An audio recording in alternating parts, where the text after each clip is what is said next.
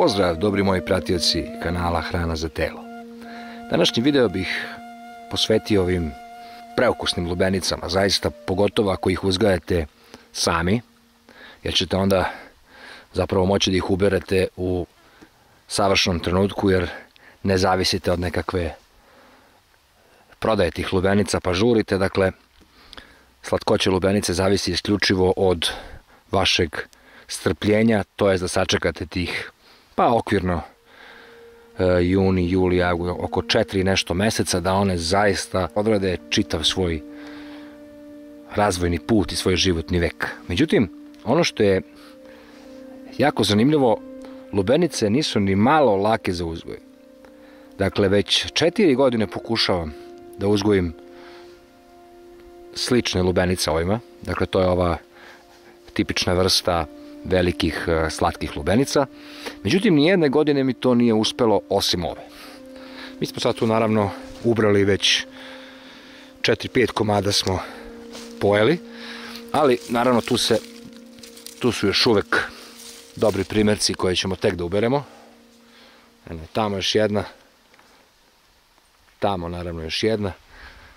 Dakle, po jednoj biljci možete očekivati oko 2 lubenice. Međutim, kao što rekoh, lubenice nisu ni malo lake za uzgoj. To znaju svi koji su ih uzgajali.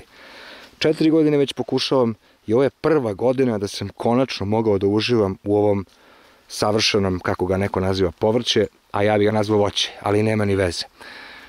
Šta je zapravo suštinska tajna kod uzgoja lubenice? Prva i osnovna stvar je da imate vaš rasad.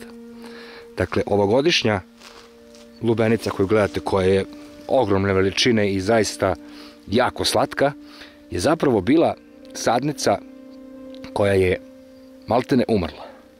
Dakle, ja kada sam tu sadnicu izvadio u maju, pošto sam spremao svoj rasad, naravno, i prioritet su mi bili paradajz, paprika i tako dalje, lubenici je nekako uvek falilo sunca i ona je zapravo, kad sam je izbacio u maju napolje, bila mrtva. Zapravo bilo je samo suva zemlja i osušena biljka. Međutim, nakon 7 dana zalivanja i sunca, ta biljka je oživela. Dakle, taj mali rasad je ušao u ovaj ovdje deo zemlje, koji nije ništa specifičan u odnosu na bilo koji drugi deo zemlje u mojoj bašti, iako sam pokušavao zapravo na različitim lokacijama da ih sadim. Dakle, nema neke razlike u lokaciji. Suština je u tome da sam ove godine posadio prvi put svoj rasad, koji je bio mali, mizeran, nikakav. Međutim, on se zapravo pokazao kao idealan, što je zaključak da jednostavno najbolje je, ako sadite lubenicu, da uradite vaš rasad i nemojte da vas zbuni i iznenadi taj izgled koji je nikakav, pa da kažete, jao, neće mi uspeti, daj da kupim rasad.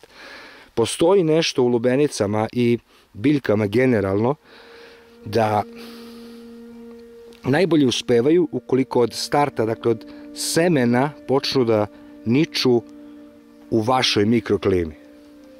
Ja ne znam šta je to i da li je to možda povezano sa